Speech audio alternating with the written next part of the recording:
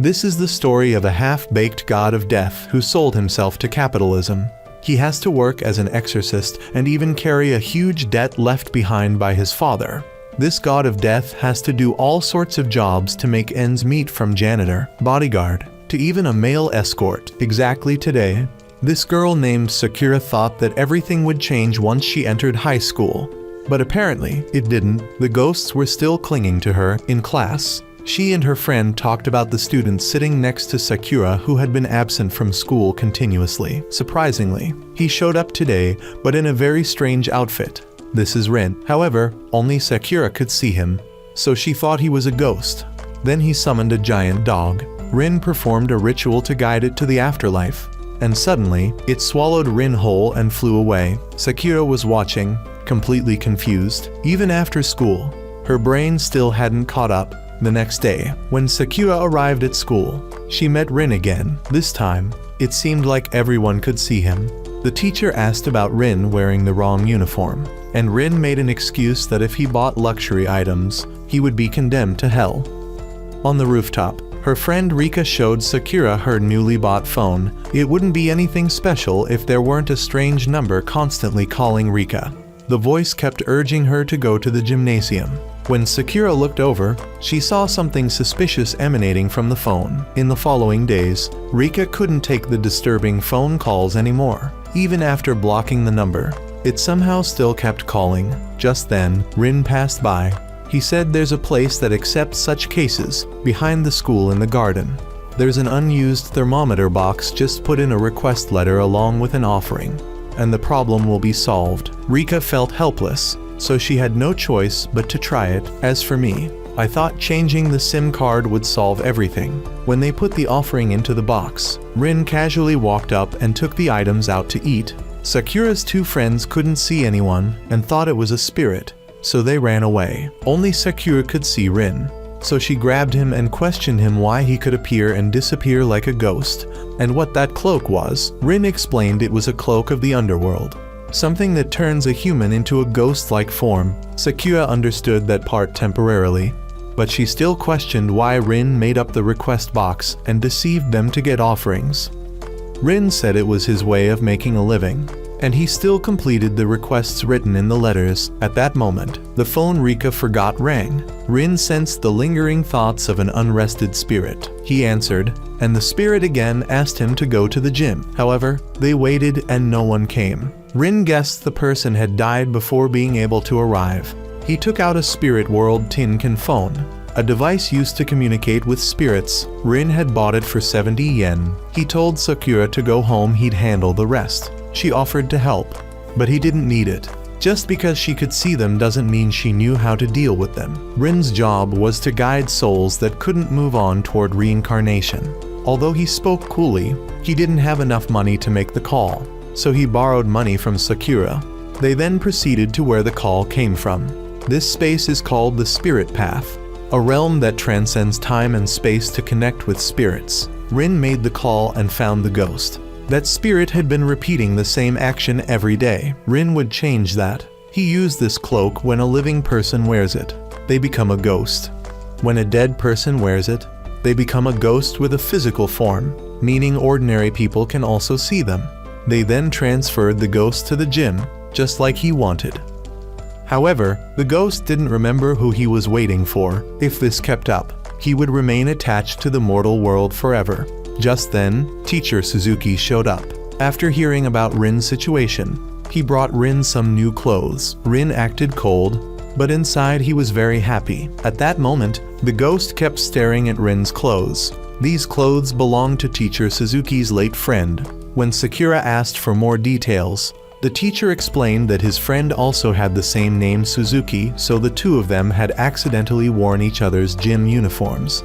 And when that friend was on his way to return it, he got into an accident. Because he still felt guilty, Teacher Suzuki had kept the uniform all these years. Sakura made the ghost reveal his form. After confirming, it turned out that this really did belong to him. Although Rin was very reluctant, he had no choice but to return it. After that, The boy felt fulfilled and passed on. Finally, the teacher understood the reason why he had been getting so many missed calls lately. It turned out it was Suzuki calling. So the teacher changed his SIM card. Unluckily, the new owner of the SIM was Sakura's friend. On the way home, Sakura encountered the ghost who kept chatting with her every day. Rin warned him to pass on quickly, saying that if he remained in the mortal world, he would become an evil spirit. But the ghost didn't want to go. He had spent his entire life buried in studies, never knowing love until he died, and meeting Sakura made him very happy. At the time, Sakura had mistaken him for a living person and greeted him. Rin wanted to force him to pass on, and at that moment, the ghost fused with a dog and turned into an evil spirit. It started attacking Sakura, so Rin took her into another world. This place was the boundary, the realm between this world and the next. In front of her was the wheel of reincarnation. The evil spirit continued to chase them, because he was broke again. Rin borrowed 500 yen from Sakura to perform the exorcism. He then exchanged the 500 yen for a reincarnation wheel and sent the evil spirit away. Sakura had a feeling she had been there before. She asked Rin who he really was. He said he was someone who guides souls, or she could call him a god of death. The next day, Sakura returned the phone to Rika. Lately, everyone had been having the same dream. A skull-headed girl threatened them, saying if they didn't offer things in the thermometer box at school, they would be cursed. Sakura suspected Rin, and indeed he was profiting greatly as many people were now offering food. Sakura grabbed him by the ear and dragged him away. Of course, he was poor, but not so poor that he had to threaten people. Behind Sakura were two girls, and one of them was possessed. Rin used a feather duster to sweep the spirit off and helped the lazy spirit pass on. In return for the exorcism, Rin received offerings. So it wasn't really fraud. Sakura brought up a strange dream, and suddenly behind Rin, a gate appeared and someone stepped out. Rin called her grandma, which made her angry, and she punished him. Sakura realized this was the person who kept appearing in her dreams. She had come to take Rin back because he was living such a hard life. Sakura thought Rin's grandma looked a bit too young for her title. At first, the grandma was pleased, then surprised that Sakura could see her. Of course, the threats in the dreams were her doing, just to make life a little easier for her grandson. Rin told her he didn't need her to worry about him, so she took all the offerings, saying that she was the one who made it happen anyway. Rin chased after her to get them back, and by accident, Sakura grabbed onto Rin's cloak and followed him into the other realm. While flying, Rin's cloak tore and Sakura fell into a forest. Rin dove down to find her, but couldn't. Meanwhile, Sakura met a rabbit that wanted to take her somewhere. Rin returned to his grandma and asked for help. She summoned 4 crows to split up and search for Sakura. The rabbit took Sakura to a place full of elderly people. It had stolen a boat and brought her along. Sakura again felt a strange sense of familiarity, as if she had been there before. One of the crows found Sakura's location and returned to report. Grandma told Rin that Sakura had been taken near the Gate of Serenity, a place for people who are ready to pass on with no attachments. If they didn't act quickly, Sakura would be affected by the satisfaction of others and move on too. Sakura was lining up to board the wheel of reincarnation. The elderly people saw she was too young to have died so early and felt it was a pity. Sakura felt like something was wrong, but still went along with it. She began to step up the stairs, happily approaching the wheel of reincarnation, thinking she had no more regrets. From afar, Rin rushed over, calling her name.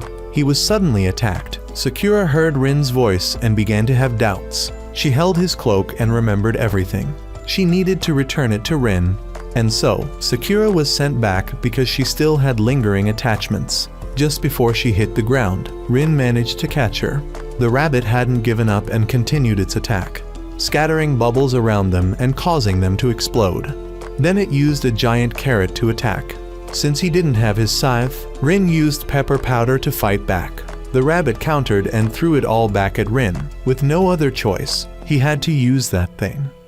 Just when the rabbit was feeling smug, Rin took out a flintlock gun and shot it, making it explode and fly away. Seeing the creature, Sakura suddenly remembered everything back when she visited Grandma's place. She had met it, and it had taken her to explore the boundary realm. Right when it was about to make a move on her, someone had stopped it. Rin brought Sakura back, and she told him that she had indeed come here once before. Rin's grandma said that the rabbit was a corrupted god of death rather than helping souls pass on.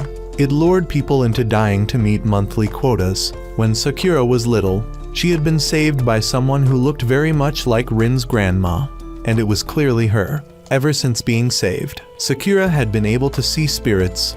Though she didn't know why, Rin's grandma recalled that she had fed Sakura lots of things from this realm when she was young, and eating anything here gives one the ability to see spirits. Rin apologized for his grandma's actions, but Sakura said she was glad to finally know the reason. Rin then took Sakura home.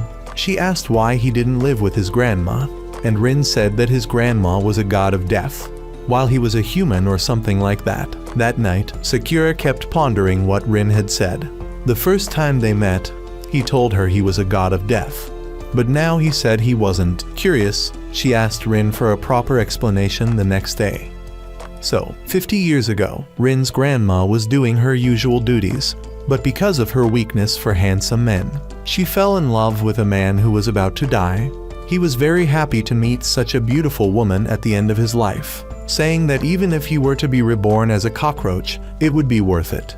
But she told him his next life would be as a mackerel. His smile was so beautiful that she fell in love with him. After that, she used her connections to extend his life by 50 years, and that man became Rin's grandfather. At the end of this spring, he had to step onto the wheel of reincarnation. He was probably now swimming with the other mackerel. That's the situation with Rin. As for his parents, he didn't know. When he was young, he lived with his grandfather. That night, Sakura felt bad for asking such a personal question. Rin lived alone, so that might be why he had such a hard life. The phone rang. It was from Sakura's friend, Miho. She said she had seen a ghost. She had gone back to school earlier to pick something up and saw a ghostly flame in the old club building.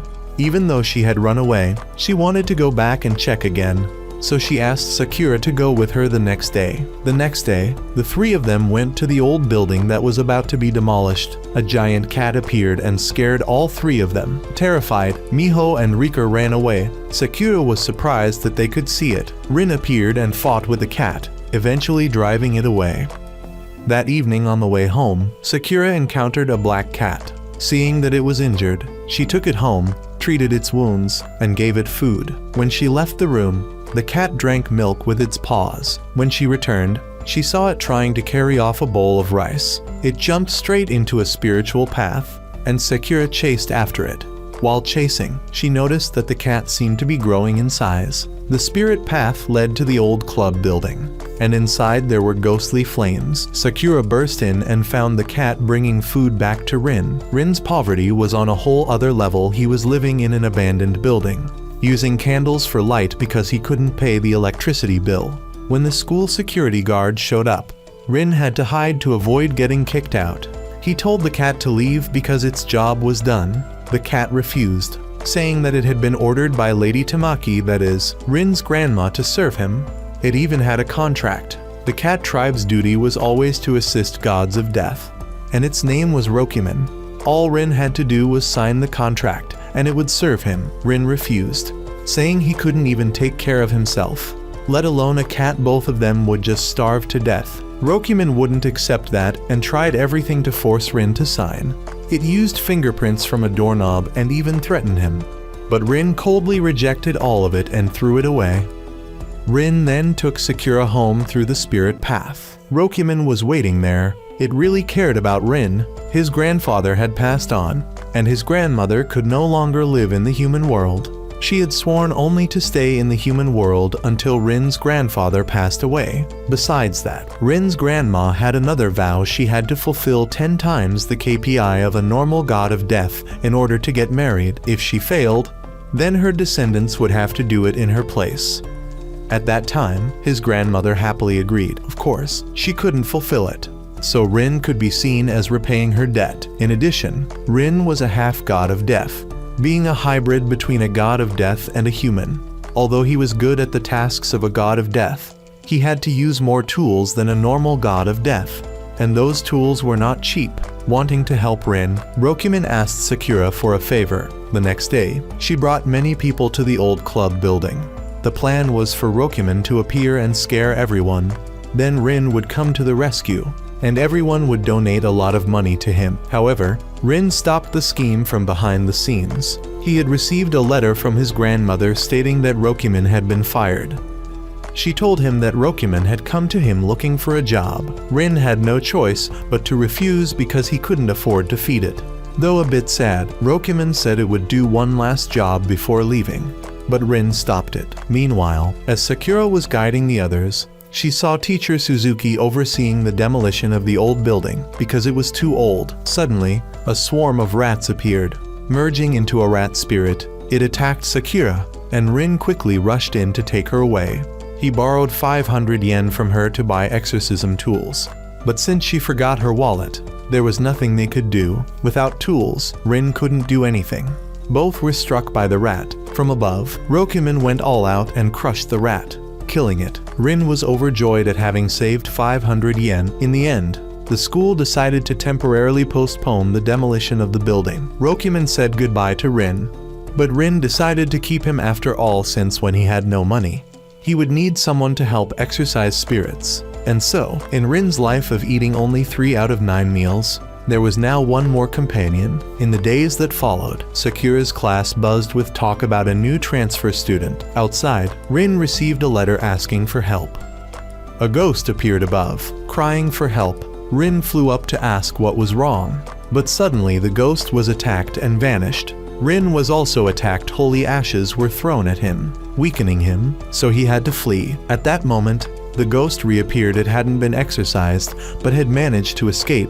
Rokumin checked and confirmed that the ashes were indeed holy ashes used specifically against evil spirits. The attacker had also dropped something.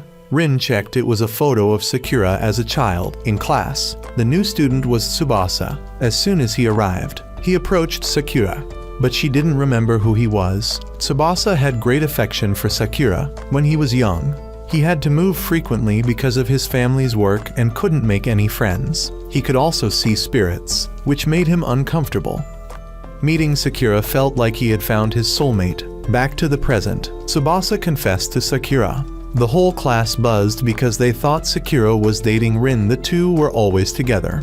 As soon as Rin entered the class, Tsubasa used holy ashes to exorcise him.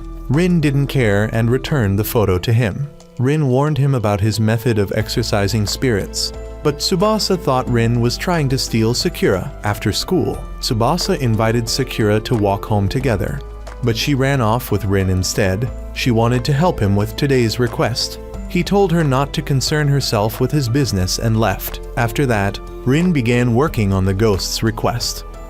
Rokumin didn't see Sakura around and went to find her. He returned and reported that she was with Tsubasa. Rin didn't care, but the ghost and Rokumin did, so they dragged him along to watch. Before they could see anything, Tsubasa threw holy ashes at Rin again, which made him angry, so he left. The next day, Rokumin went to Sakura. Meanwhile, Rin brought the ghost to see Miho. It turned out the ghost's final wish was to go on a date with a girl before passing on. While they were talking, Tsubasa suddenly jumped out, intending to exorcise the ghost. Sakura stepped in to stop him. Seeing this, Miho suggested a group outing. Tsubasa agreed, using it as a chance to go out with Sakura. After the matter was settled, Rin left. Rokumin wanted to join the outing too, but with no money even for food, how could they go anywhere? At that moment, Rika showed up. On the day off, the whole group gathered at the amusement park. Sakura was quite surprised that Rin was also there, while he didn't want to be there at all. While playing, he had to pay for the ghost and also be gentlemanly with the girls poor and getting even poorer. That girl Rika, who normally offered less than anyone during spirit offerings, was now wasting money on pointless games. Seeing her struggling to grab a plushie, Rin did it for her. Sakura wanted one too, so he got one for her as well. Everyone had a lot of fun. Tsubasa gradually began to change his view on the ghost, and they started taking commemorative photos together. Since regular cameras couldn't capture ghosts, Rin had to rent one from the spirit realm, which wasn't cheap at all. After taking the pictures, it seemed like it was finally time for the ghost to move on. He rode the Ferris wheel with the 3 girls as fireworks lit up the sky. Then he said his goodbyes to everyone. Even though she had just met a ghost, Miho didn't feel scared at all. With everything wrapped up, Rin returned home and took on extra jobs to cover his expenses, while Sakura hugged the plush toy Rin had won for her. The next day, Rokuman happily returned from the spirit realm, bringing with him a wanted poster for an evil spirit worth 100,000 yen. It was too good to pass up, so Rin immediately accepted the job. Meanwhile, back in Sakura's classroom, strange handprints were appearing all over the place. Tsubasa checked and concluded they looked like a child's handprints. He threw holy ash at the blackboard, forcing the evil spirit to flee in pain only to run into Rin. Rin picked up the reward and ran home. But when he opened it, he found a little girl inside. Oddly, Rin didn't sense anything about her that made her worth 100,000 yen.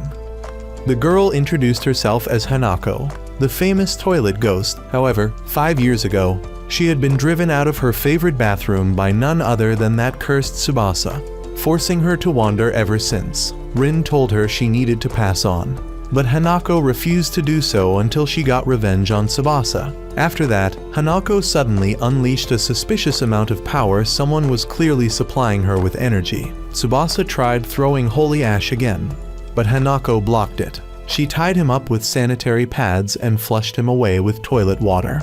Then she left with the real evil spirit worth 100,000 yen, and her revenge was only just beginning. Rin couldn't allow 100,000 yen to run amok, so he had to catch it. But first, he needed to gather information. Know your enemy, win every battle. Rin asked his grandmother and found out that the evil spirit's name was Toichi, a conglomeration of many evil spirits. She needed Rin to separate Hanako from Toichi. Borrowing power like that was like taking a high-interest loan. 10% interest in 10 days meant Hanako would pay a hefty price. Since she was originally a harmless ghost, she didn't deserve this fate. Now Rin had to prepare thoroughly for the hunt. But where would he get the money? Weapons from the spirit realm were all expensive. Meanwhile, in the human world, Hanako began causing chaos in bathrooms. Tsubasa had prepared a new generation exorcism weapon.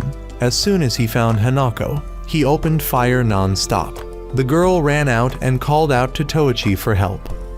Just as it was about to supply her with power, Rin stepped in and warned her about the consequences of borrowing power if she couldn't pay back in time. She'd be absorbed. Toichi had grown so large by absorbing naive ghosts like her. Tsubasa arrived and fired at Toichi, causing it to split into multiple smaller forms. Rin tossed Hanako to Tsubasa, and Rokuman returned with a heavy-duty weapon, a scythe. This scythe originally belonged to Rin, but he had pawned it off due to poverty. Despite its intimidating appearance, any evil spirit struck by it would feel relieved and agree to pass on. The Toichi clones started getting nervous and began holding a strategy meeting. Then they charged at Hanako to absorb her power. Tsubasa stepped forward and sincerely apologized to Hanako for what he did in the past. He pulled out his Bible not to read prayers, but to repeatedly whack Toichi over the head with it. In pain, Toichi finally allowed Rin to perform the exorcism, receiving Tsubasa's heartfelt apology. Hanako no longer held any grudges and followed Rin to the Wheel of Reincarnation. Rin was happier than ever. He was about to pocket 100,000 yen. However, the pawnshop owner had already taken the entire reward as payment for the damages caused by Rokuman smashing his window and for delivery fees. Recently, Miho had heard a rumor about a mysterious shrine. The day before, she helped a girl scratch her back, and in return, the girl told her about a nearby shrine. If you hear a child's voice there, don't approach or touch anything. Out of curiosity, Miho invited Sakura and Rika to go check it out. Sure enough, they heard cries for help when they arrived. The other two ran ahead, and some hands started reaching out. Sakura ran to find Rin. When she found him, he was in the middle of helping an injured man whose wounds were caused by his younger brother. Rin decided to deal with that case first. When they arrived at his house, they found that his parents had also been injured, and his little brother had been possessed by a cat spirit. Since it wasn't an evil spirit, Rin asked Rokuman to bring the scythe. Because the scythe didn't directly cut through human bodies, it could be used safely. However, Rin missed the slash and accidentally broke the scythe. The cat spirit scratched his face before fleeing. Tsubasa chased after it. While Rin lamented the repair cost, Rokuman tried to come up with a quick fix. The friend explained that the little brother had been going out like that every night, and whenever they tried to stop him, they got attacked. Additionally, several classmates had gone missing, 4 of them to be exact. Besides his younger brother, only one of the missing kids was still safe. Later, Sakura spoke with Rokuman, and Tsubasa continued to chase the cat spirit into a residential area which, coincidentally, turned out to be the friend's house. Meanwhile, Sakura took Rokuman to a shrine, where it turned out that the boy, his friends, and even the one supposedly safe child were all imprisoned. Tsubasa was ambushed by 2 cat spirits and rendered immobile. Rin arrived to rescue him, wielding a patched-up scythe. The cat-possessed kids recounted how they were lured into opening the shrine by a woman in a kimono while on their way home from school. That shrine had actually been sealing away the 2 cat spirits. Once freed, the spirits immediately began possessing the kids. Rokuman looked them up in the Encyclopedia of Cat Spirits and found their identities as well as the method to reseal them. But Rin couldn't fight properly with a broken scythe. First, he freed Tsubasa, then tossed a flaming wheel to distract the spirits. Sakura arrived. Rokuman tried to scare the cats off, but got scared instead. Sakura then told Rin the method to seal them again. Simply place their favorite food inside the shrine, and they would return on their own. Unfortunately, their favorite food was salmon, which was too expensive. Rin came up with an idea. He shook the broken scythe to attract the cat's attention, then lured both of them back to the shrine. But just then, the woman in the kimono appeared and attacked, sucking Rin inside along with the cats. The children pointed her out, and she revealed herself to be a fallen Shinigami. Having captured the grandchild of a strong Shinigami, she considered this a worthy prize. As she tried to carry off the shrine, Tsubasa grabbed it and broke it to free Rin, paying back his debt. The cat spirits went berserk and attacked Rin, but Tsubasa had figured out how to deal with them. He called a delivery service to bring a 30,000 yen serving of salmon, something Rin and even the narrator had never tasted in their lives. As the cats devoured the meal, Tsubasa scattered catnip around them, calming them down until they passed on peacefully. After his battle with Toichi, Tsubasa had been rethinking his methods of exorcism. Maybe violence wasn't always the answer. They later repaired the shrine, and Rokuman took advantage of the leftover tuna to bring some home. After receiving the quest reward, Rin and Rokuman went to buy a new scythe. Meanwhile, the fallen Shinigami returned to report the situation to her superior. The next day, on her way home, Sakura encountered a ghost with its head stuck in a utility pole. Suddenly, a vampire appeared, said something about a curse, wrote on the ghost's forehead, and dragged it away. The following day, Sakura went to see Rin. He had just received a request to lift a curse. The sender's boyfriend had suffered a motorcycle accident 3 days earlier. She needed to explain things in more detail, so she asked Rin to meet her on the rooftop. When they arrived, surprisingly, 2 other people had also been summoned by letters from the same sender. Sakura checked and found that both letters had similar handwriting and the same spelling mistake, I-chan. Suddenly, the girl was grabbed and nearly pulled down by the ghost from the day before. She managed to throw it off, and it fled. Here's the situation. The girl is Suzu, her classmate is Tomoya, and the ghost was her boyfriend Ryuji. Upon realizing it was Ryuji's spirit, Suzu was confused because Ryuji was still alive. The motorcycle accident mentioned was actually just Ryuji slipping and hitting his head on a pole while walking his bike. Rin examined Ryuji's body and found that he wouldn't wake up. What he was afflicted by was called a living soul. His spirit had left his body while still alive. To bring him back, they simply needed to retrieve his soul. When Ryuji's soul riding a motorcycle showed up, he was furious, thinking Suzu and Tomoya were dating behind his back while he was unconscious. Rin quickly used a vacuum to try to suck the soul back in, but someone interfered and stopped him. A demon suddenly appeared, seemingly someone Rin knew. He hadn't forgotten his grudge and had long awaited this day for revenge. The story began 6 years ago. When they were in 4th grade, that summer, the demon had an assignment to collect hopeless souls and send them to hell. He once found a dying rabbit. But just as he was about to collect it, Rin showed up.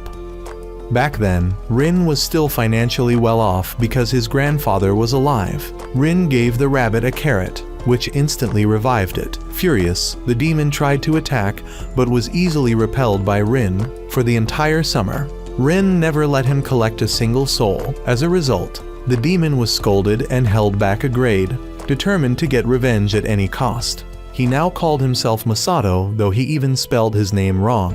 Masato declared that he would take Ryoji's soul as payback for the rabbit, chicken, and crocodile souls he lost back then. Sakura found him childish and petty, and Masato proudly claimed that no one was pettier than him. Rin chased after him, but Masato quickly lost him in the spirit path. Back home, they realized they had to act fast. If the soul remained separated from the body too long, it would become an evil spirit.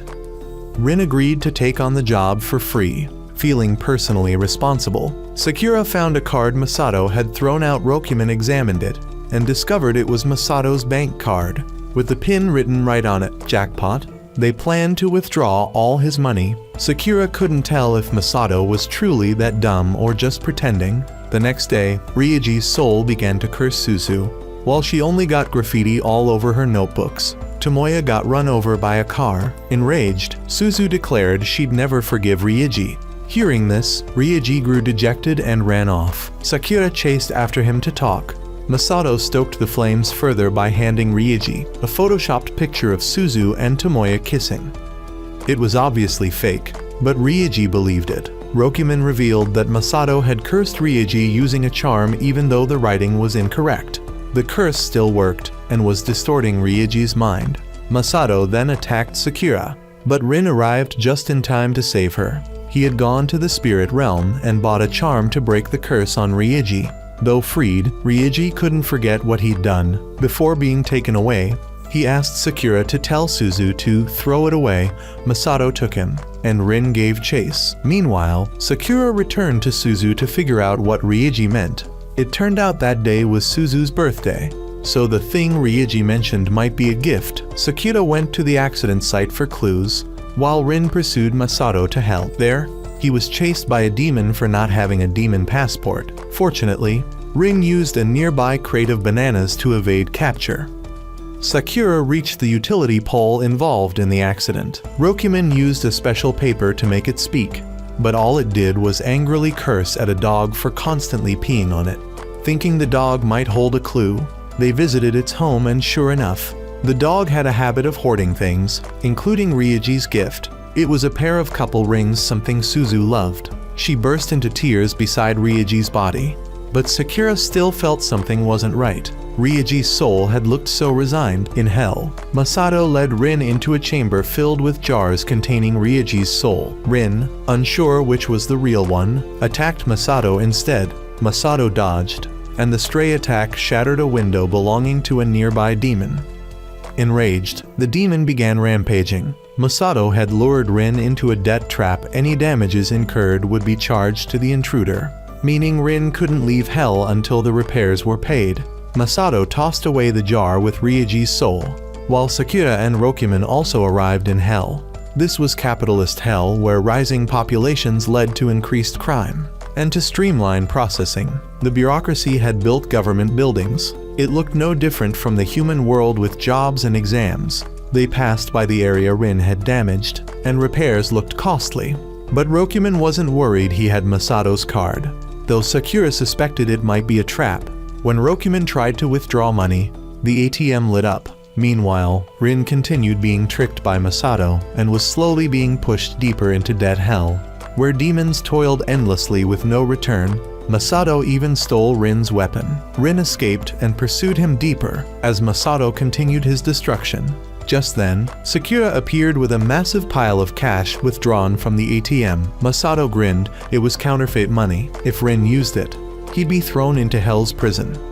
Surprisingly, Rin didn't use the money. He transformed it into a weapon and attacked Masato, then took back his scythe and gave Masato a beating. Rin knew perfectly well that the money was counterfeit. When the security guard arrived, instead of asking who caused the commotion, he asked, "Who made the counterfeit money?"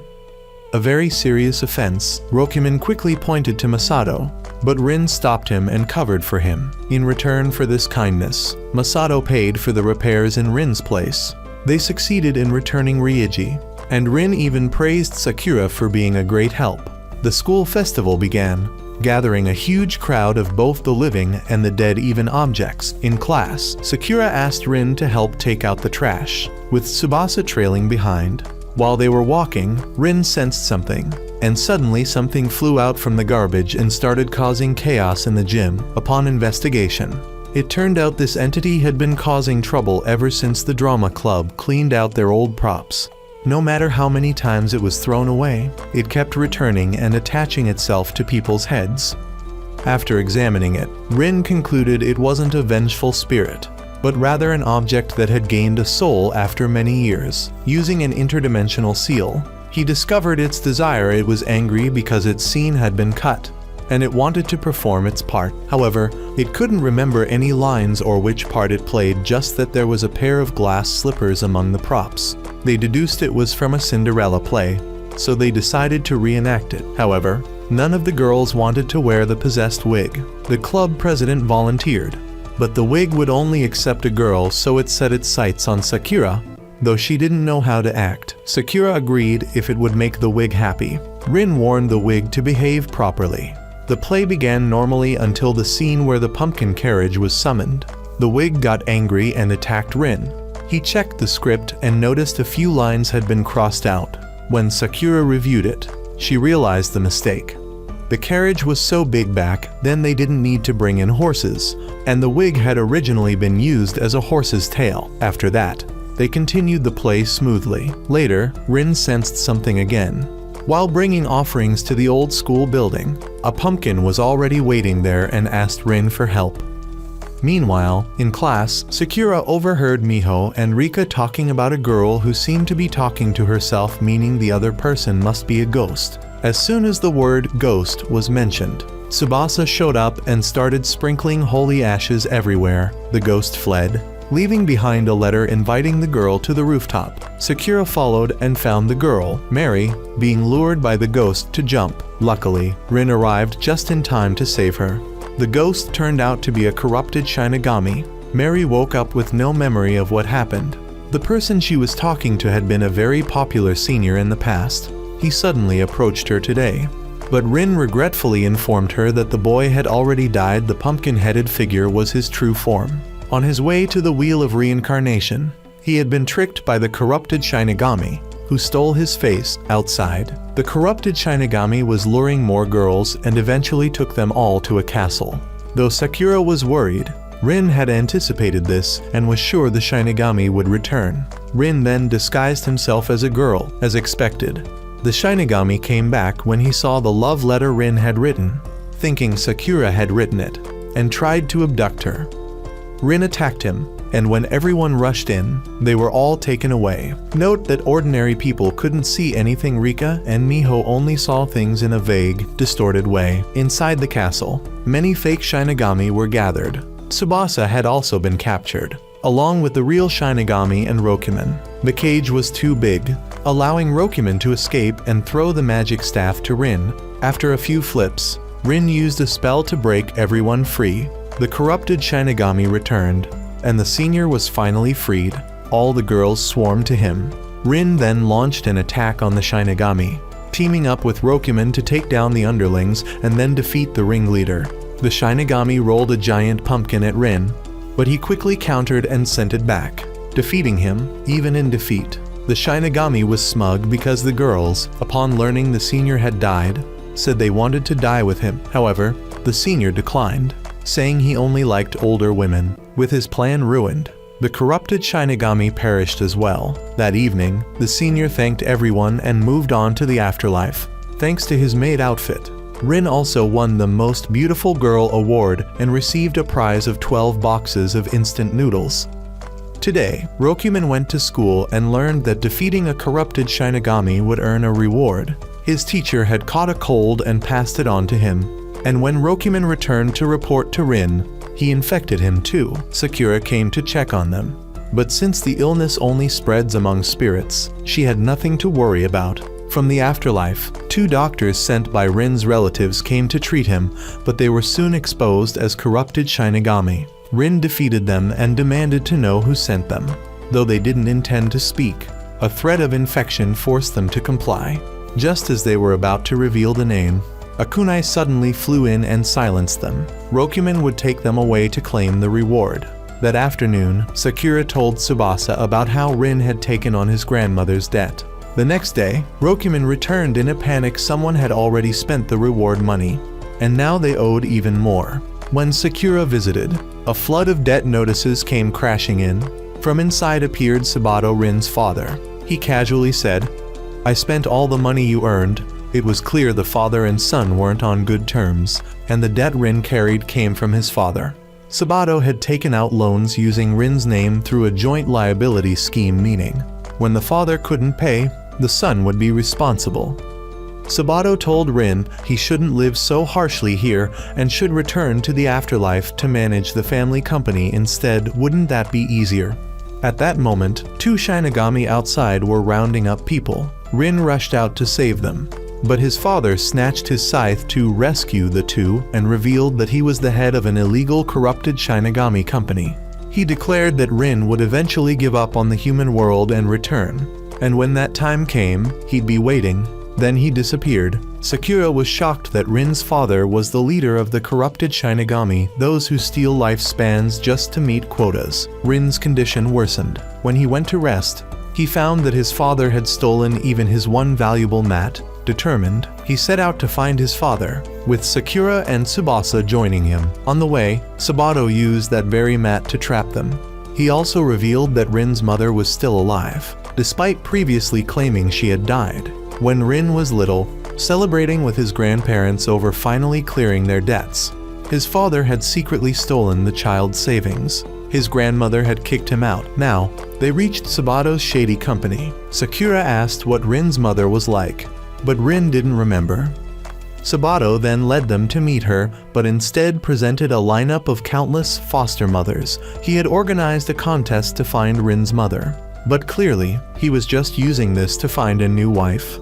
All the women there were his girlfriends, both humans and Shinigami, and their expenses were all funded by money stolen from Rin. Sabato took Sakura's group away.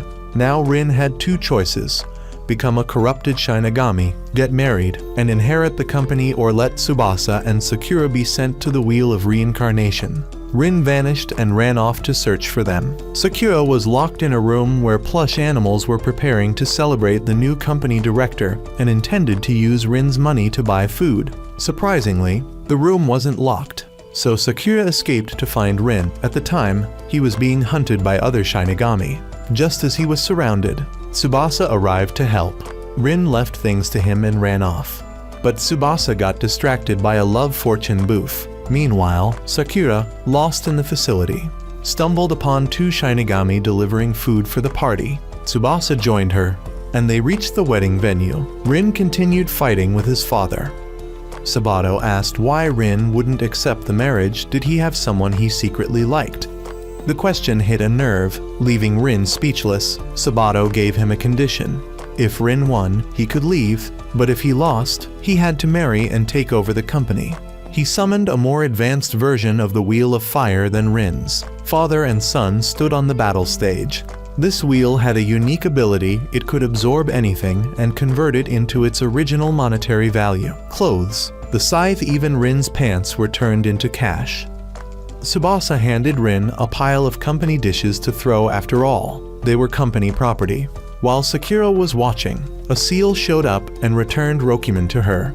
Around its neck was a note indicating the location of the director's office. Rin couldn't keep fighting like this forever. Downstairs, a delivery guy brought food, and Rin dashed over and hurled a whole slab of beef at his father. As money spewed out, Rin used wind to blow it all toward the delivery guy, delivering a psychological blow to his father. Still, Sabato held onto a fake seal bearing Rin's name, meaning he could continue borrowing under it once things settled down. Meanwhile, Sakura had found the director's office and discovered a safe. Even with a key, it required a passcode. A guard showed up, and Rokuman held him off while Sakura racked her brain.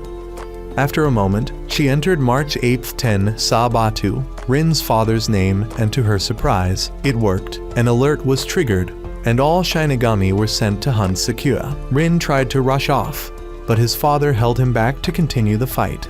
Tying him up with slime, Tsubasa was also busy holding off the incoming Shinigami. Inside the safe was everything Sabato had stolen using the Wheel of Conversion. Meanwhile, Sabato was attempting to extract Rin's fingerprint. Sakura returned with Rin's scythe. Sabato tried to use the wheel again, but the seal stole it away. Suddenly, papers rained down from the ceiling marriage registration forms. Sabato splashed red ink on Rin and pushed him down, trying to seal the deal. He was ecstatic until he realized the forms were actually debt contracts under his own name, rendering them useless. As the women began storming the room, Sabato was overwhelmed and could do nothing. At last, he admitted defeat and let his son slap him across the face, clearly trying to get a fingerprint, but the seal stepped in to do it instead.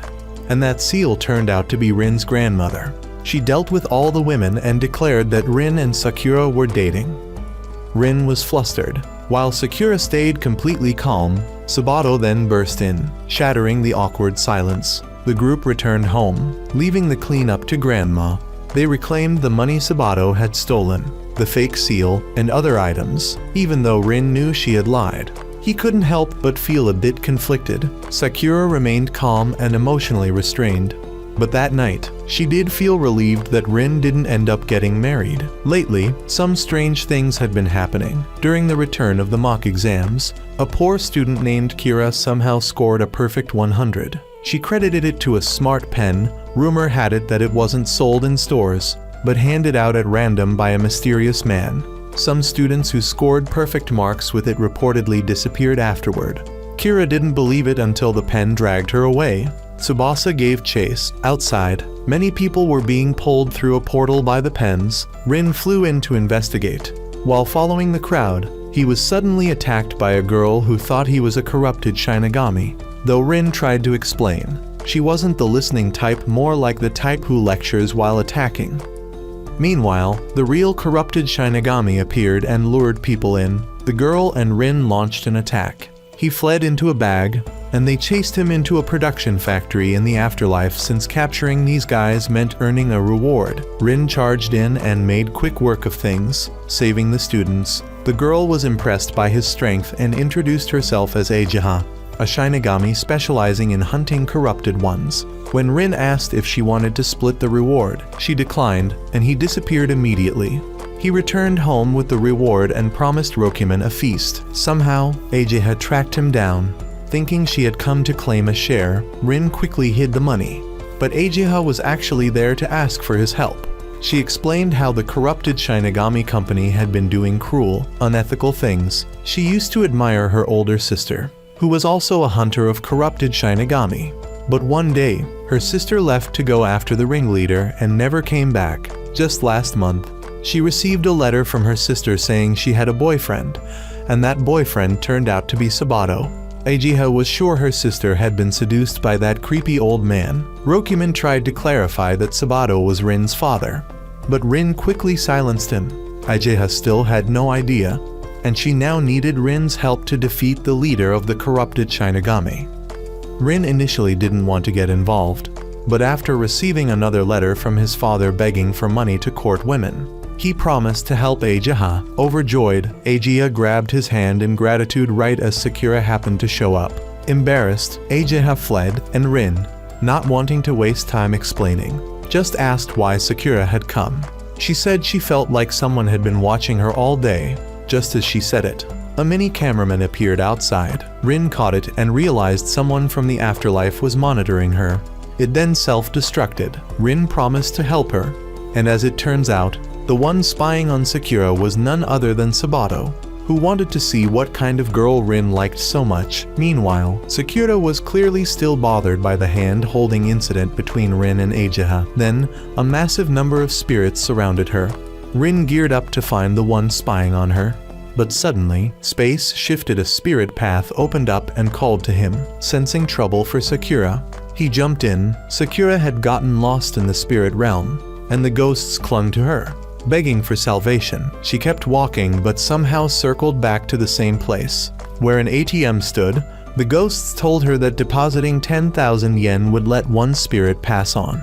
It sounded like a scam, so she refused, soon realizing they were actually fallen Shinigami in disguise. When they attacked, Rin appeared and wiped them out.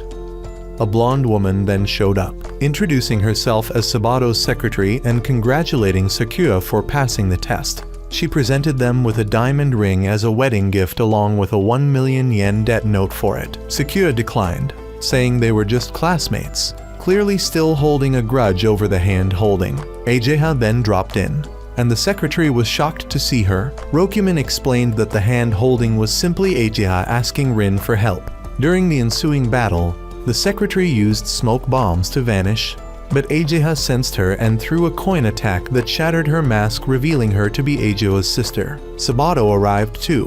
Ageha's sister explained she hadn't been tricked.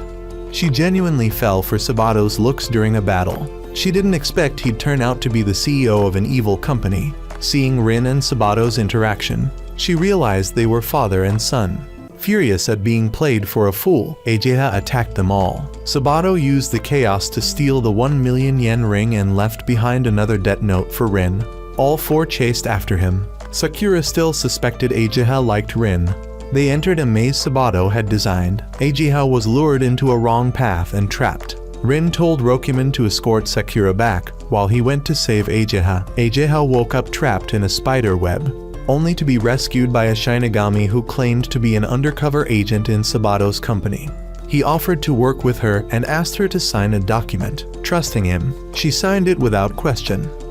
Luckily, Rin arrived in time to reveal it was actually a debt contract and that the man was a fallen Shinigami. Ageha didn't thank him and instead resented him for being the son of a scammer. They continued the search for Sabato, and Rin got to witness Ageha spending money like water. She didn't seem to care about being tricked.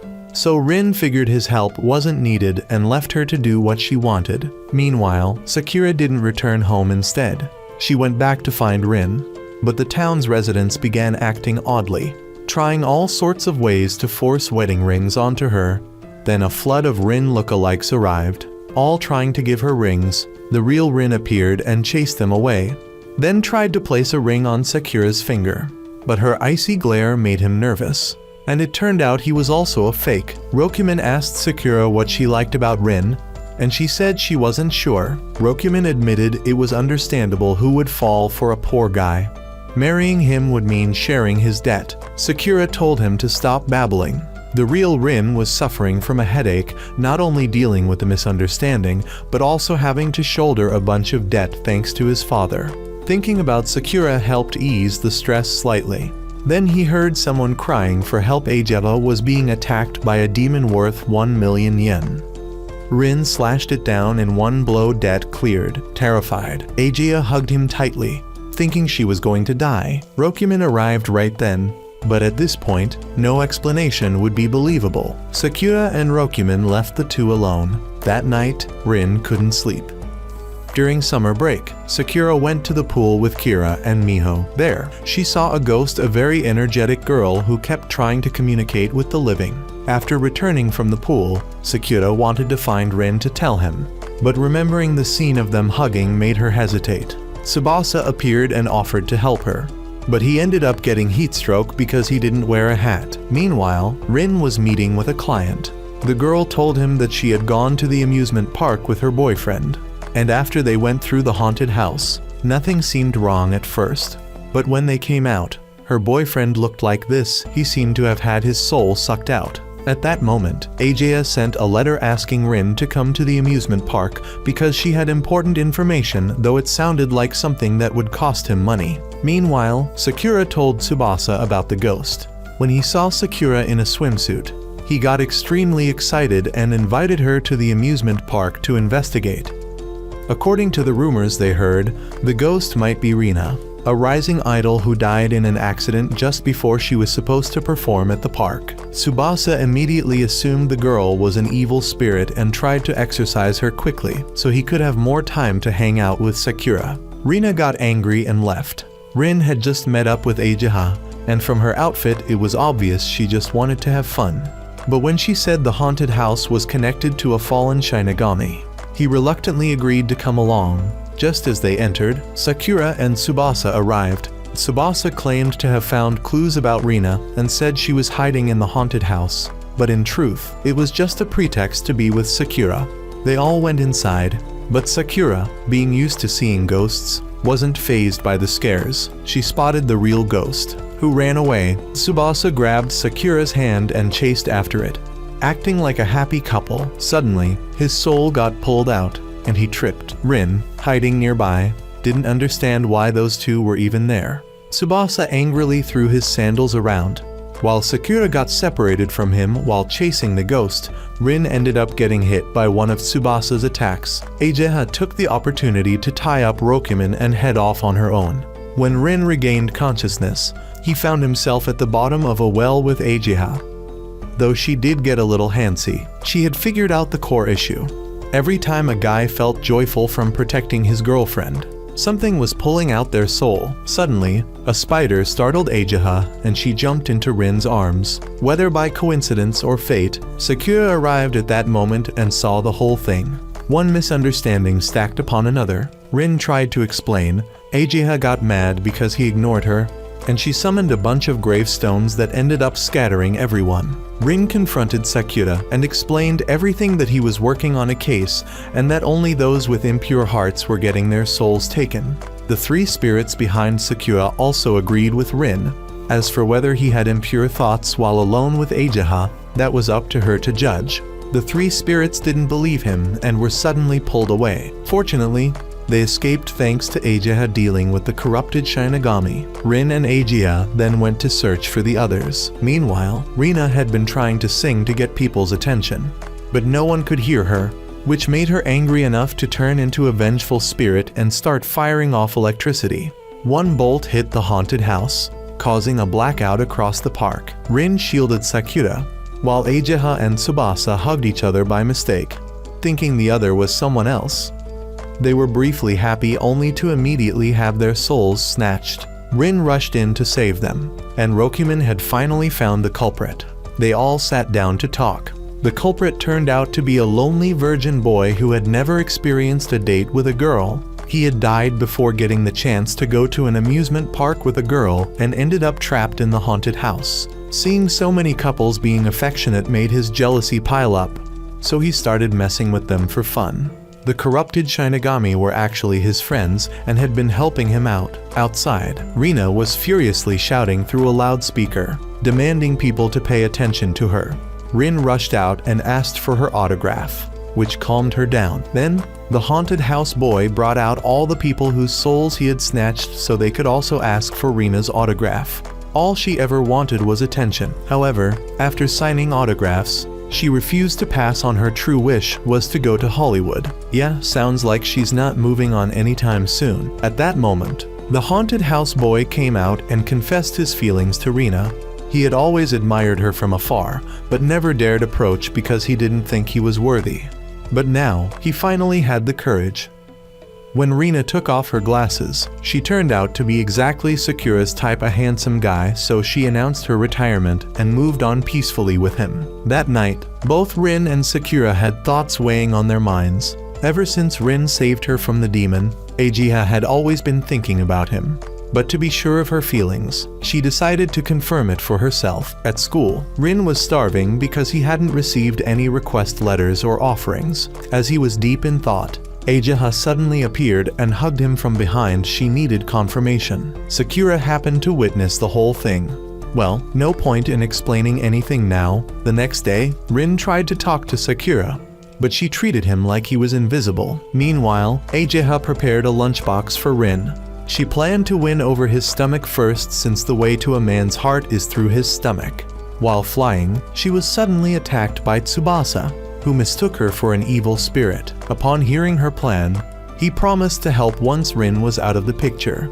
He'd make a move on Sakura himself. At school, Ageha brought lunch to Rin. He wanted to maintain his dignity to prove there was nothing between him and Ageha. But he was so hungry that he ended up taking the lunch back to the old school building to eat. Then Rin tried again to approach Sakura, but every time she ignored him.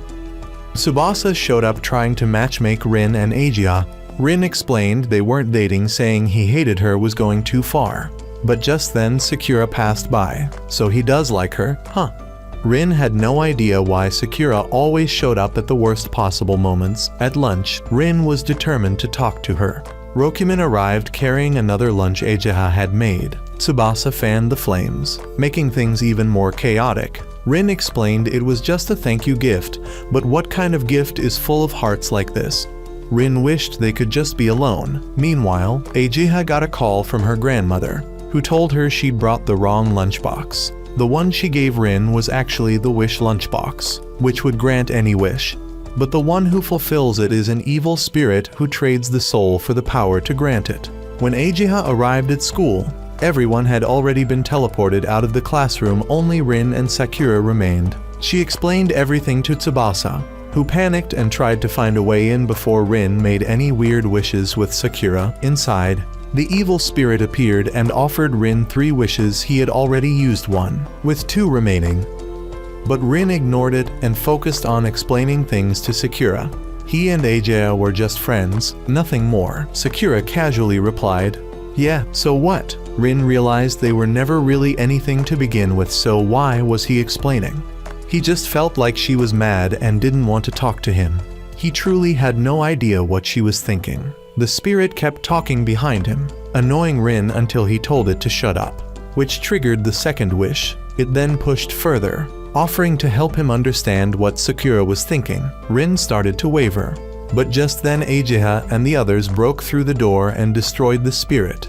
Ageha declared that Sakura shouldn't be getting close to Rin anymore. Sakura, looking cold, asked why she should listen to that.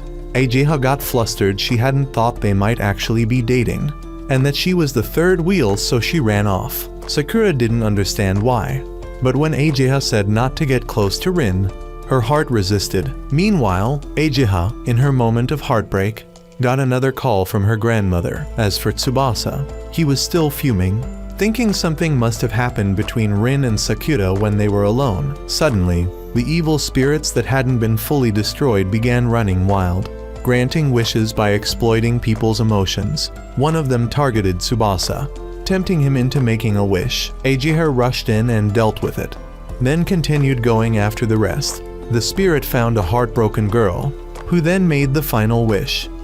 It was about to consume her soul when Ageha arrived. The girl had wished to forget the boy she loved because he already had a girlfriend. Ageha deeply sympathized, as she too was the third wheel. But the girl said she didn't regret loving someone. What's wrong with loving someone, even if they're taken? Her words struck a chord in Ageha. Back with the 2 awkward ones, they met again at the request box. After a brief silence, Rin asked to borrow money from Sakura to carry out a spirit banishing job, and just like that, they made up. Suddenly, Ageha appeared and offered to hire him. The payment was too good to refuse. Well, back to square one. In the days that followed, Tsubasa invited Sakura to help him dig up a spirit stone he had buried.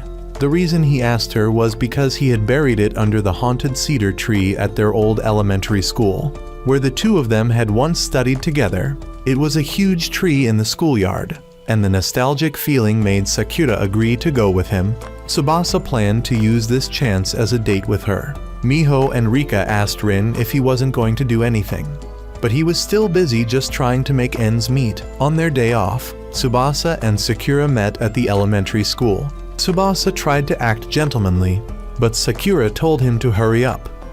At the base of the cedar tree, there were many strange marks and the soil seemed to have already been dug up. An old janitor nearby told them the tree was haunted. It had injured many children, and every time someone tried to cut it down, strange phenomena occurred, making people too scared to approach it. Sakura felt the tree was very different now.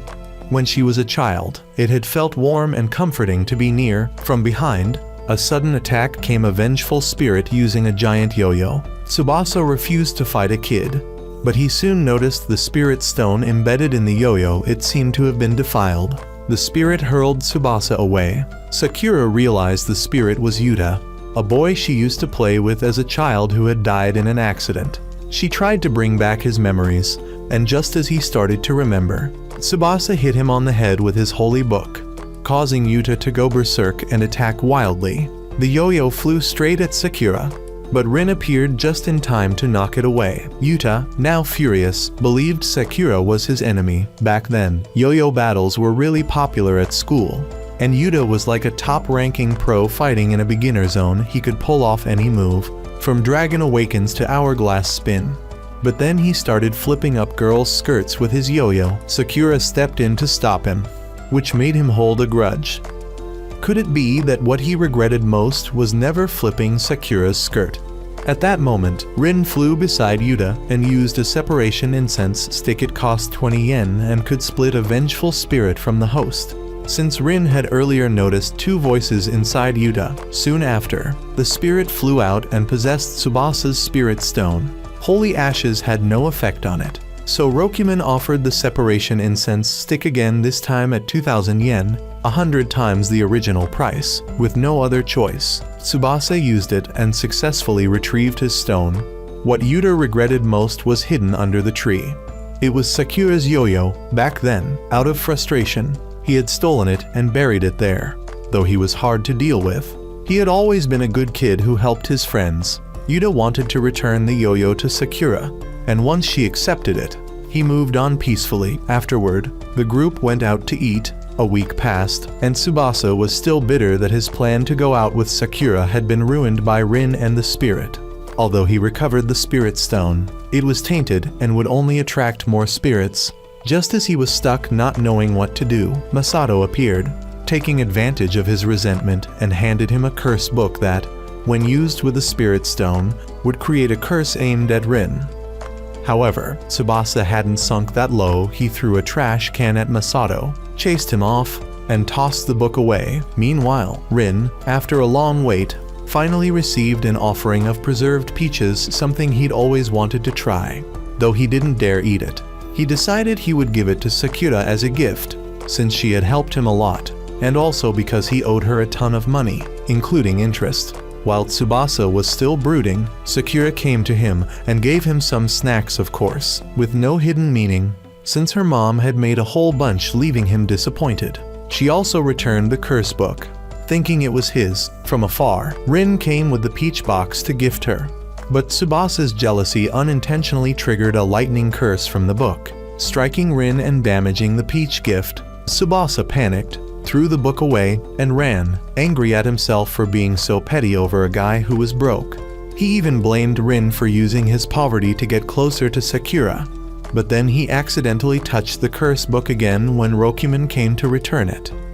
A flock of crows appeared and ate all the snacks that Sakura had given to Rin. Tsubasa, terrified, ran away, feeling that this was divine punishment. The next day, Rin received a lot of food with no requests, just telling him to keep a pendant for safety. And that person was Tsubasa. After yesterday's events, Tsubasa realized that Masato hated Rin and might use him to get back at him. Therefore, the pendant he gave Rin was something that could counter any curse. However, when Tsubasa saw Rin and Sakura together, his jealousy flared up, and in anger, he slammed the table, causing a rainstorm to appear right over Rin's head. The cursed book reappeared on Tsubasa's table.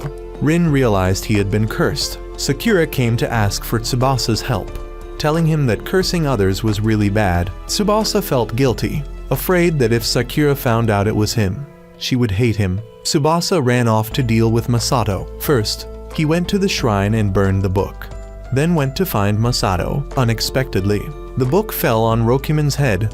Rin began to suspect, feeling the dark aura from Tsubasa. Meanwhile, Tsubasa was using the spirit stone to lure Masato. When he appeared, Rin immediately attacked, ready to unleash his anger on him for ruining his food. Tsubasa had set up a summoning circle and a trap once Masato appeared. It would be over. Once again, Sakura showed up holding a book, and Tsubasa didn't understand why it was there. The magic circle activated, bringing both Rin and Masato into it. The curse unintentionally triggered, causing Rin to fail against Masato. Masato then revealed that it was Tsubasa who had cast the curse, and that if he did it again, Rin would be finished. Tsubasa was torn, feeling guilty because Sakura trusted him so much. But when he saw her care for Rin, his jealousy resurfaced, and with Masato's taunting, he activated the curse. But it backfired, hitting himself. He punished himself for being weak, even though he knew doing the right thing also involved pain.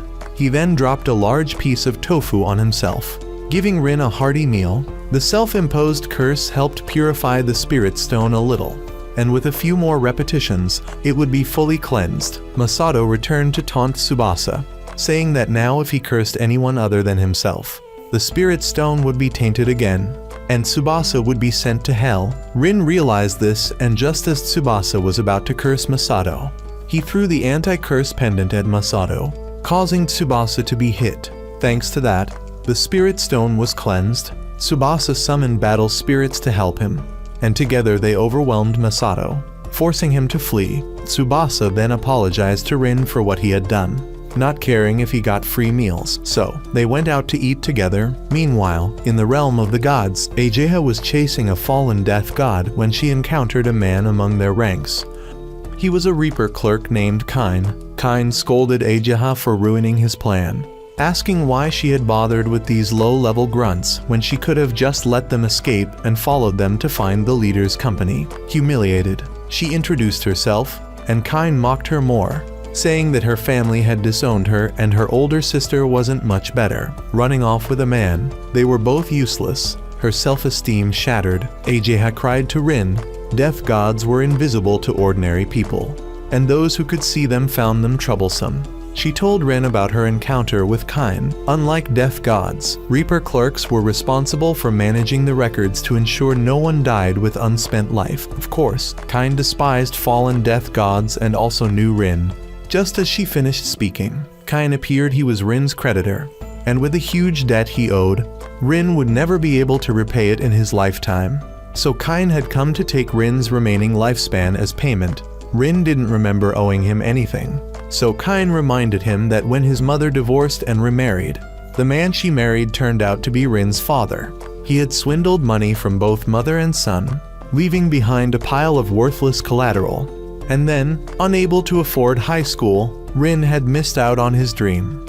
Instead of going to high school, Kine took a job at the Fate Management Bureau. Though it had nothing to do with Rin, the sins of the father affected the son. Kine destroyed Rin's scythe with a single blow and took something from him, casually snatching his cloak as well. Rin's body became cold, like a corpse, because Kine had taken his life force. To get it back, Rin had to find the fallen death god company by 10 or else Kine would sell Rin's life force, meaning Rin would die. They had no idea where the company was, and Ageha had no leads. Rokumen came running with breadcrumbs for Rin's lunch, but when it saw Rin's cold body, it thought that the three of them had killed him. Rokumen quickly ran back to report to Rin's grandmother, but Sakura stopped it and explained everything that had happened.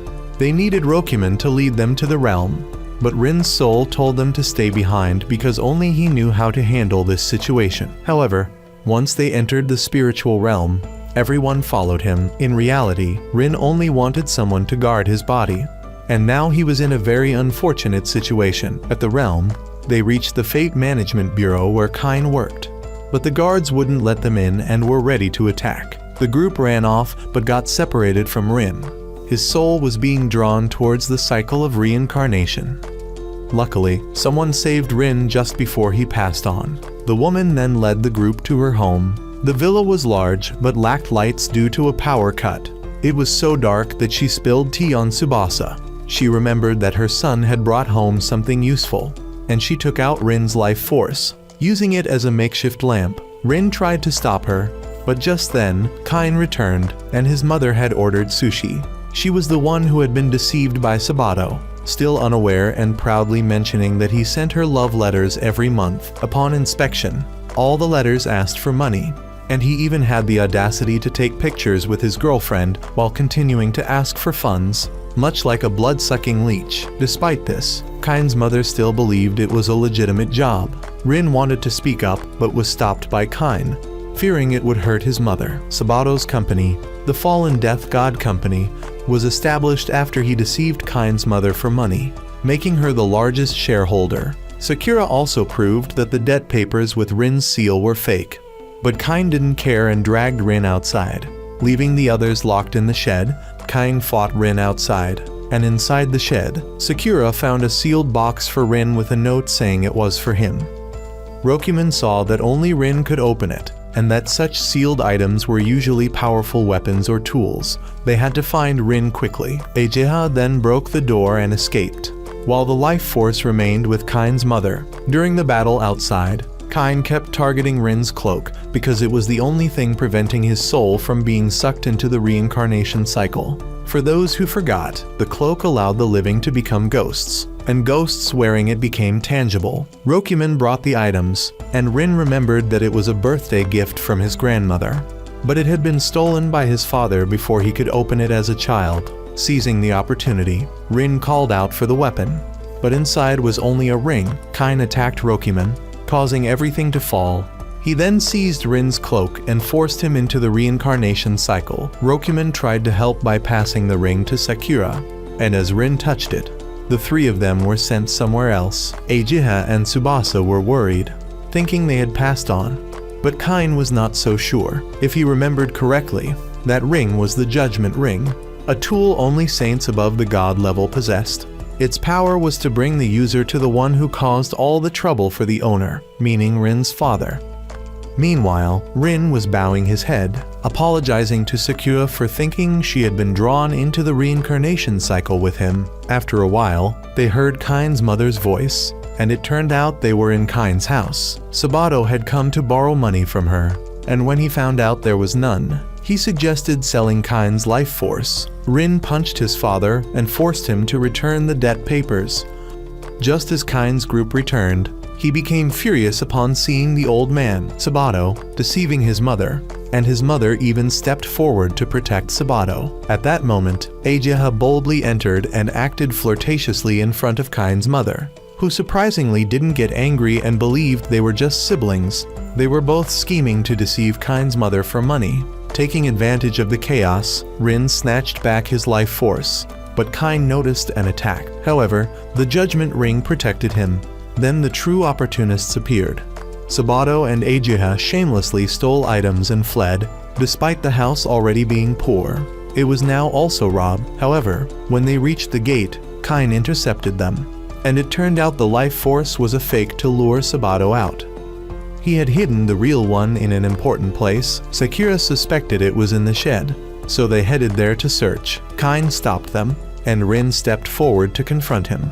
Ageha lent him her scythe, and while Kain was distracted, the three of them entered the shed. Inside, they found many life forces, and Tsubasa came up with a plan. Outside, Rin and Kain were fighting fiercely, while Kain's mother called for sushi and invited Sabato and his lover inside to eat together. Kain was at a loss for words with his mother. Tsubasa's group returned with the life forces and threw each one at Rin to see which was real. But all of them were fake. Kain's mother invited everyone to eat sushi together, and despite their poor household, they ate sushi every day. Rin couldn't eat since he had lost his cloak and felt extremely cold. In fact, his body in the physical world was being drenched in rain, so his soul was also affected. Seeing this, Kain's mother invited him to use the heater, which was powered by Rin's life force. Kain attacked, but the Judgment Ring blocked him. Rin successfully regained his soul's fire. Kain was very displeased with that holy artifact. Sabato revealed that the ring didn't protect its owner, but only activated when the owner was unjustly attacked. Despite being a filial son who cared deeply for his father and even paid his father's debts, stealing someone else's life force had gone too far.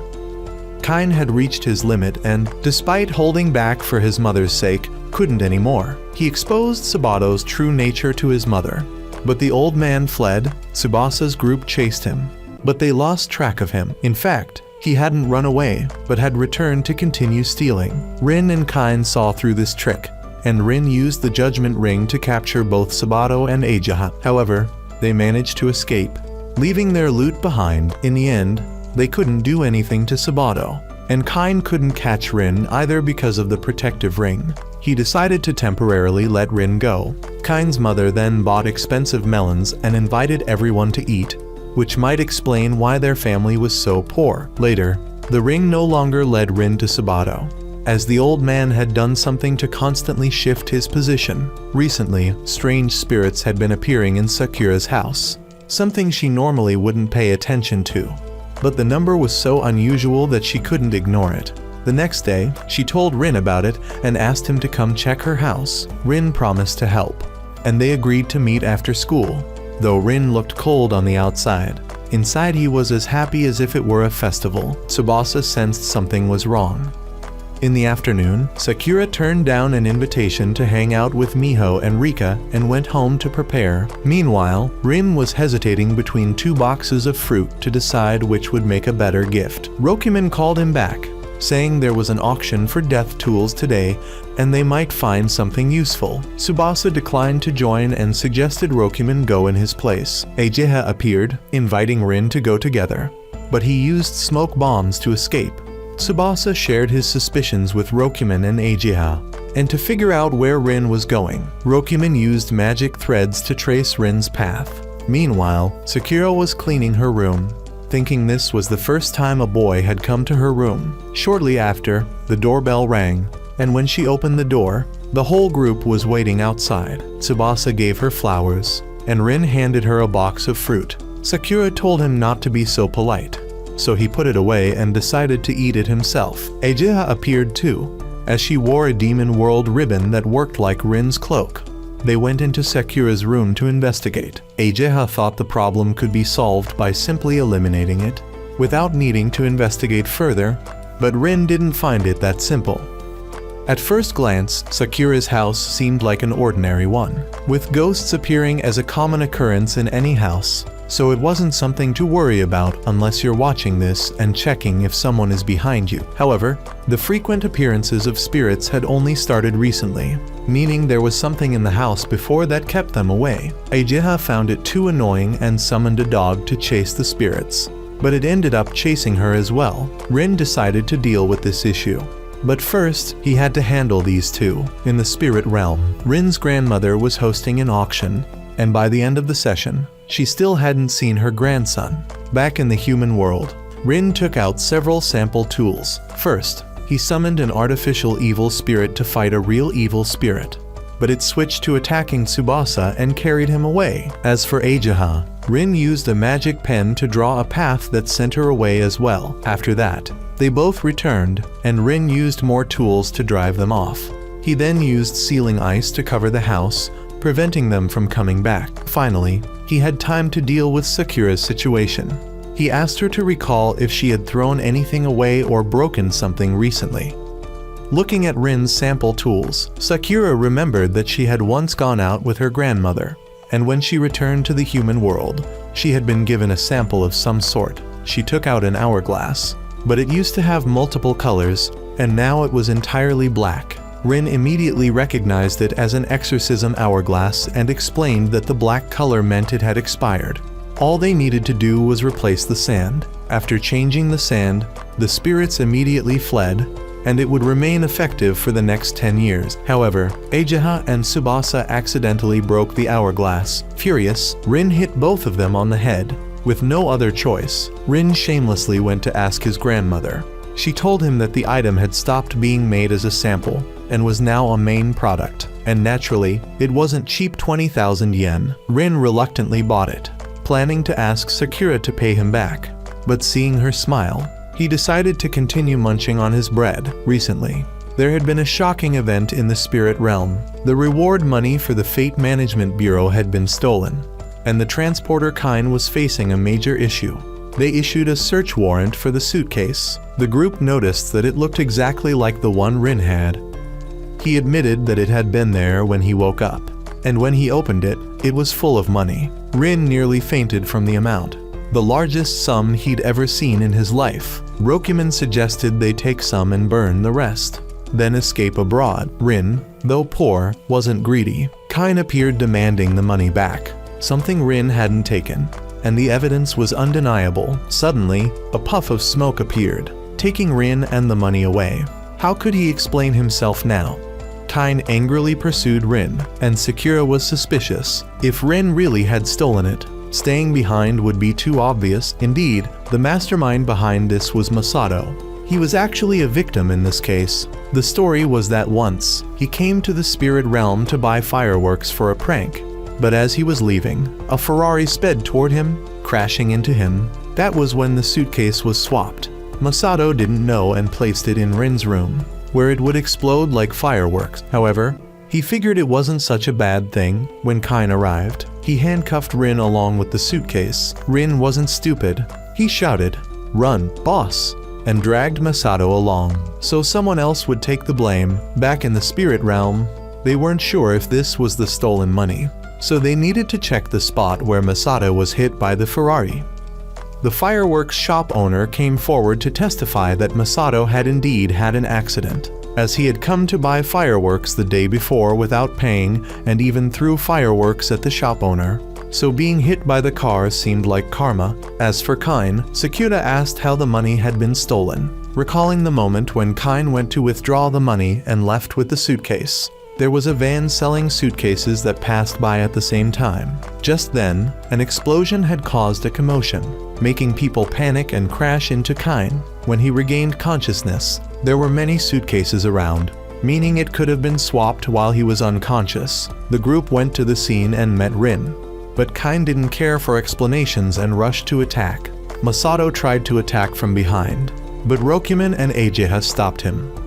The scene was chaotic, and Tsubasa seized the opportunity to pull Sakura for tea. However, a stray bullet hit him, and he ended up joining the commotion. At that moment, the fireworks shop owner gave Sakura a promotional crowd dispersal bomb, encouraging her to use it freely. She then gathered everyone together. In summary, when Masato threw fireworks at the shop owner, they triggered a horse that rammed into Kain, which then continued to attack Sakura. In the chaos, the suitcase was swapped.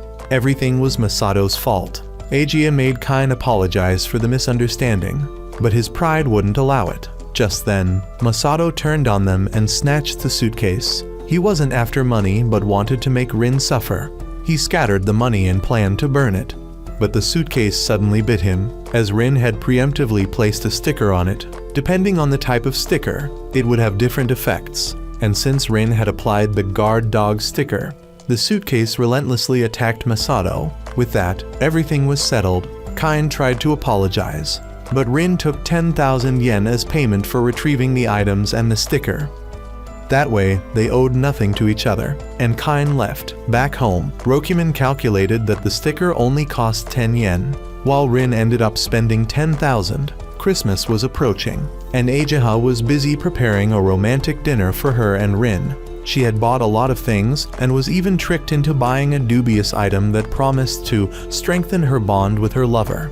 Upon returning to the human world, she went looking for Rin, but was distracted by a house full of ominous energy. Meanwhile, after much hesitation, Rin bit the bullet and bought a 150 yen cake for Christmas. Happily skipping back home, he received a distress letter from the house, which turned out to be from the same ominous house. When Rin entered, he encountered Ageha and was about to leave, but was stopped. Both were trapped in a very powerful barrier. Ageha saw this as an opportunity to get closer to Rin. Sakura, walking with a friend, began talking about a house that was beautifully decorated every year but suddenly had all its residents move away and sell the house. Perhaps because of the family's lingering feelings, the house's lights would turn on every year even though no one was there. Just then, the abandoned house appeared, causing both of Sakura's friends to run.